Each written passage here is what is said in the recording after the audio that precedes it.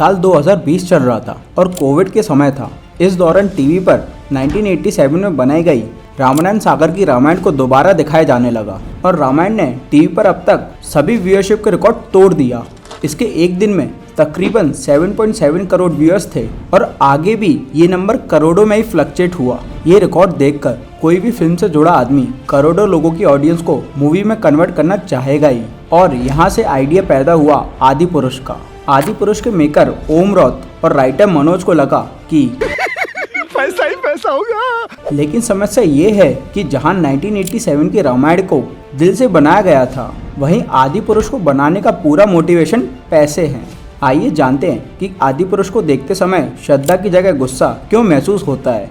पहला आता है डायलॉग्स। चाहे वो रामानंद सागर की रामायण हो या फिर जैपनीज एनिमे में बनी रामायण की बात करें या फिर हॉटस्टार पर मौजूद द लेजेंड्स ऑफ हनुमान की बात करें, इन सभी सीरीज में डायलॉग को देखकर लगता है कि सच में प्रभु श्री राम और हनुमान या दूसरे पौराणिक कैरेक्टर आपस में बात कर रहे हैं। ये हमारे अंदर बहुत सारी नेगेटिव एनर्जी को हटाने का काम करते हैं और लाइफ की बहुत सारी फिलॉसफी ऐसी हैं जो सिर्फ इन डायलॉग को सुनकर सीखी जा सकती है। जीवन में जो कुछ होता है, मानव को जो सुख दुख मिलता है, उसके पीछे विधि की कोई योजना होती है। लेकिन आदि पुरुष डायलॉग के मामले में काफी हल्की है।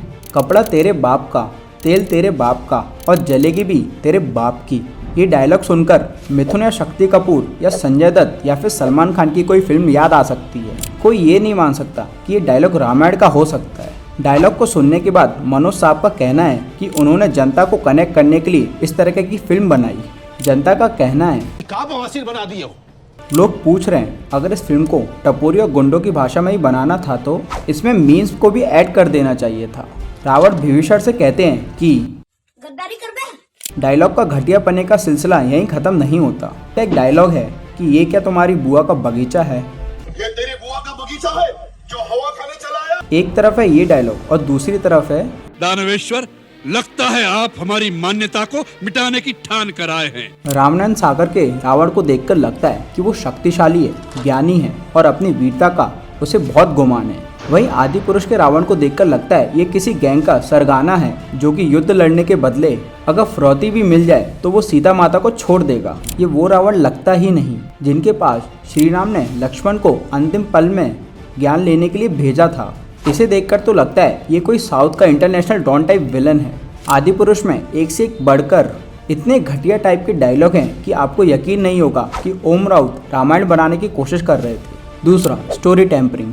रामायण का जो सबसे अच्छा सोर्सेज हैं उनमें से वाल्मीकि रामायण और रामचरितमानस का जिक्र सबसे पहले आता है। इन दोनों ही ग्रंथों में पूरी हिस्ट्री को अच्छे से लिखा गया है। Scene by scene, character by character आपको पढ़ने के बाद समझ आ जाता है कि क्या हुआ था और क्यों हुआ है।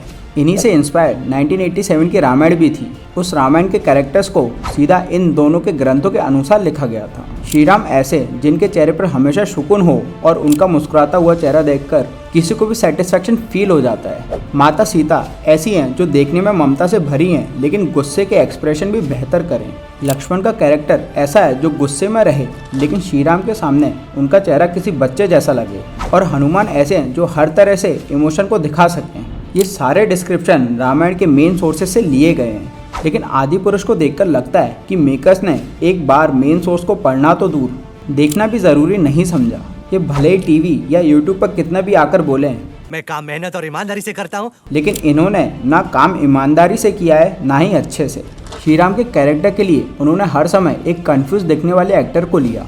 प्रभास ने इस फिल्म में इतना बुरा काम किया है कि राधे श्याम और साहो अच्छी लगने लगी है। श्री राम से ज़्यादा शांति हमें लक्ष्मण के कैरेक्टर के चेहरे पर नजर आती है, जबकि वहाँ गुस्सा होना चाहिए था। माता सीता का कैरेक्टर निभा रही कीर्ति सनन के पास ना तो ज़्यादा एक्सप्रेशन है ना ही ज़्यादा रेंज। इसके बाद हनुमान को देखकर किसी भी व्यक्ति का भाव फील नहीं आती। मेकर्स ने उन्हें किसी गैंग के राइट हैंड से ज़्यादा नहीं समझा है। कैरेक्टर में इतने बड़े बड़े ब्लंडर्स हुए हैं कि सीन को ही बदल दिया गया।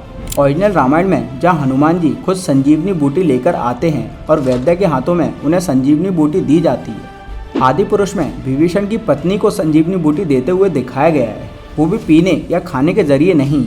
लक्ष्मण को बाथ टब में डाल दिया गया है जहाँ वो उस बूटी में नहाते हैं। आगे एक सीन है जहाँ माता सीता को मेघनाथ युद्ध भूमि में ले आता है और उनके गले पर चाकू चला देता है। इसके बाद श्री राम उनकी तरफ भागते हैं और माता सीता को बॉलीवुड फिल्मों की तरह जमीन पर गिरने से पहले संभाल लेते हैं। ये सब क्या देखना पड़ रहा है?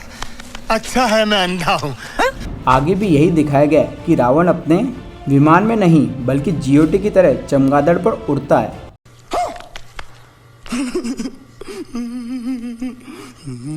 आज के समय में हम बस 500 साल पहले वाली लिखी गई रामचरितमानस को रामायण की तरह देखते हैं, लेकिन क्या हो अगर 500 साल बाद के लोग इस फिल्म को रेफरेंस की तरह देखें और ऐसे ही रामायण मान लें।